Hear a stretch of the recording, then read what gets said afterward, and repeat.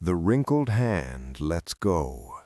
A check for $200 million drifts through the air and lands on the cold marble like a piece of junk mail. Beneath it lies a scrap of yellowed paper, a child's drawing. The wax of the blue crayon is cracked, and the edges are soft from years of hiding in a pocket. I have a fortune in the vault, but my dining table only has one chair. This drawing is the receipt for everything I lost. I spent decades chasing the smell of new money and the click of expensive locks. I traded the warmth of a small hand for the cold weight of a gold watch. Now the silence in this house is so heavy it rings in my ears. We think we are building a life, but sometimes we are just building a cage out of silver bars. You can buy the finest steak in the city, but you can't buy the laughter that makes it taste like something. Don't wait until the rooms are empty to realize the clutter was the treasure. I would burn every dollar I own just to hear one voice call my name from the other room. Look at what you're holding right now. If it's just paper, you're poorer than you think. If you're staring at a glowing screen while the rest of the world sleeps, stop for 60 seconds. I was you 40 years ago. I sat in that same chair, chasing the click of a heavy vault and the sharp smell of fresh ink on a paycheck. I told myself I was building a future for my family, but I was really just building a wall between us. My hands are covered in gold rings now, but they feel like lead. I traded the sticky warmth of a child's palm for the cold, smooth surface of a marble desk. You think you're earning their happiness, but you're actually spending the only currency that matters. Look at your hands.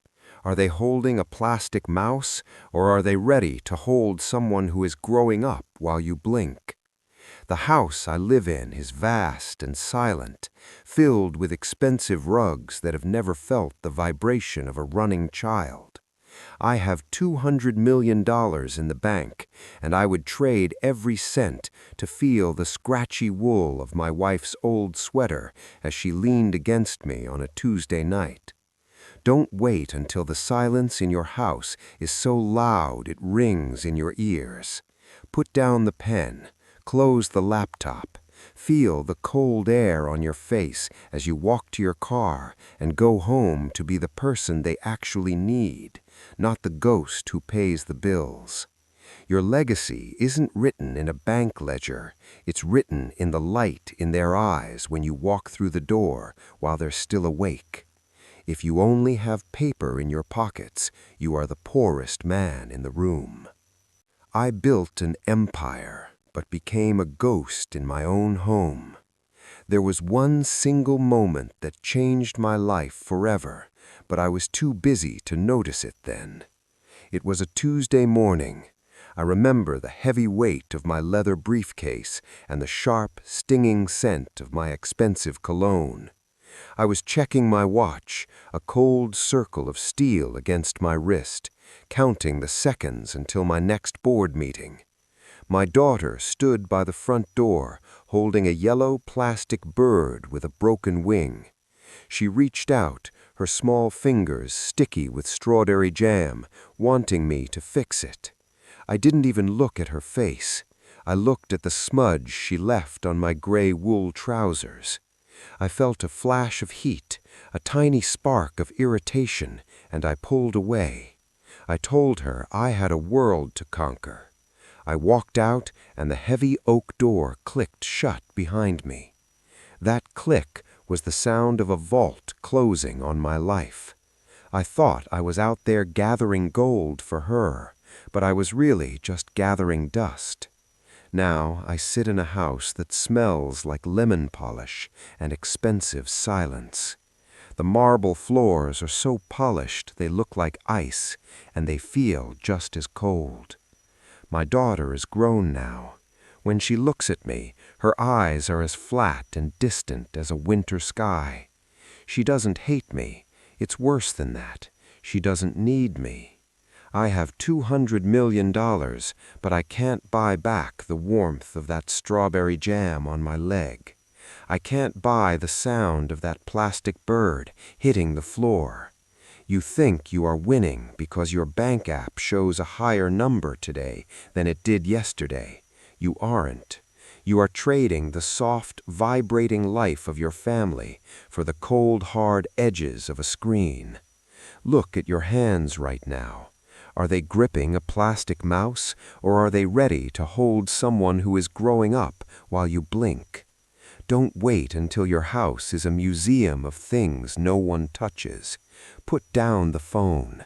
Feel the rough carpet under your feet as you walk to the other room. Go find the person who still wants your time before they learn how to live without it.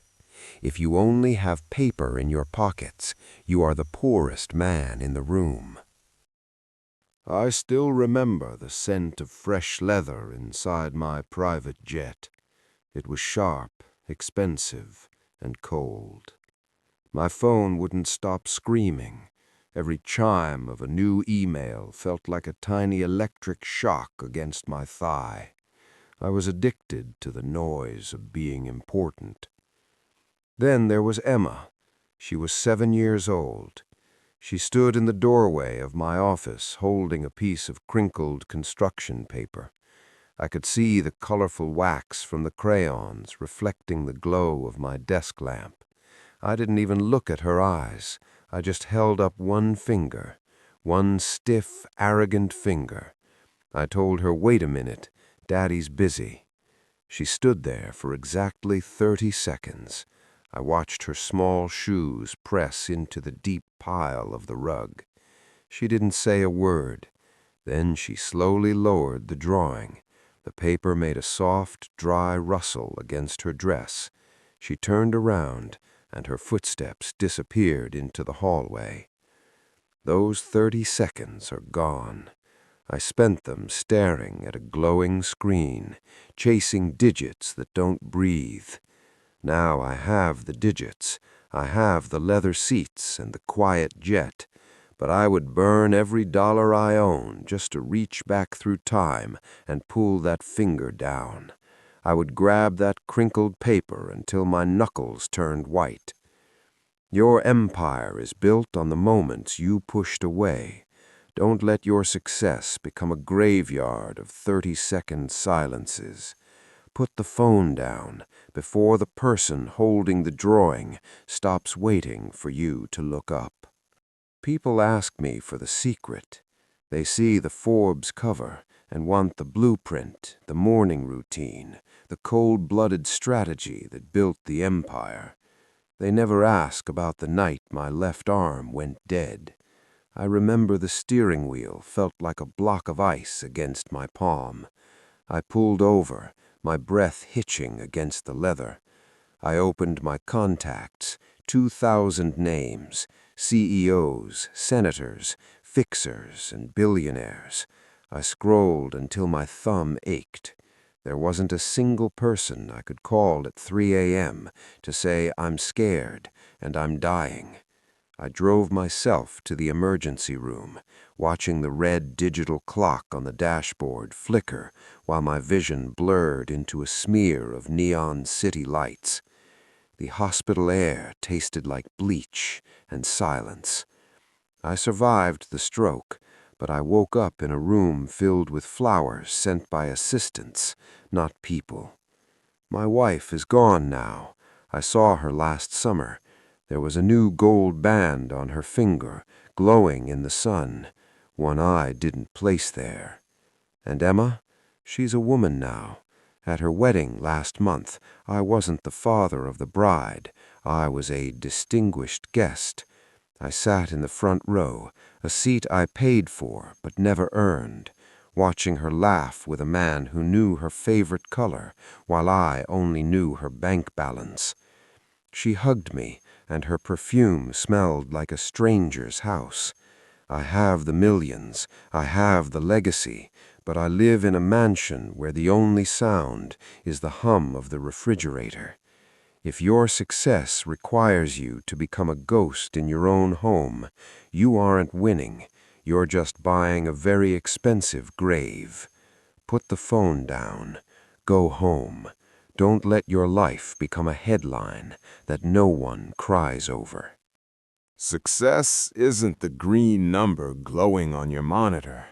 It is the warmth of a small hand tucked into yours.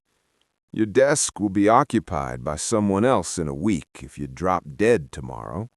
Your office chair will still be warm when they post your job opening on LinkedIn. But that empty seat at the kitchen table, that is a hole no one else can fill. The corporate logo does not care about your soul. It does not smell like cinnamon or old books or the shampoo in your daughter's hair. Your company will delete your email access before the flowers at your funeral even begin to wilt. But your kids will carry the weight of every missed bedtime like a heavy stone in their pockets. They remember the silence of the hallway when you worked late. They remember the blue light of your phone screen reflecting in your eyes instead of theirs. Stop trading your heartbeat for a spreadsheet. Feel the cold metal of your keys in your palm. Turn the lock. Walk away from the fluorescent hum of the office and breathe in the cool evening air. Let the engine idle for a second and then drive toward the yellow light in your living room window. Close the laptop right now. Go home. Be a father, not a figurehead. Be a human, not a headline. Look at this piece of paper. It is yellowed at the edges, and the red crayon is flaking off like dry skin. It is a drawing of a man with stick-figure arms and a giant lopsided smile. I have kept it in my breast pocket for 30 years. I spent those 3 decades chasing the cold, hard click of dress shoes on marble. I wanted a heavy mahogany desk that smells like expensive oil and the silence of a corner office. I climbed until the air got thin. I won. I have the numbers. I have the $200 million sitting in a vault that feels as cold as a tomb. But the silk of my ties does not feel like a child's sticky hand grabbing my thumb. The hum of a private jet does not sound like a whispered secret in the dark. You think you're building a kingdom, but you're really just weaving a shroud out of spreadsheets. You trade the warmth of a Sunday morning for the blue glare of a laptop screen. You forget the smell of rain on the driveway because you were too busy looking at a glowing green line on a monitor. Now the house is too big. The hallways are just echoes. I sit in a chair that costs more than a house, clutching this crinkled scrap of paper. I realized too late that I did not want to be a giant. I just wanted to be the person who deserved this crayon smile. Because at 76, I'm ready to burn all $200 million just to be the man in this drawing one more time.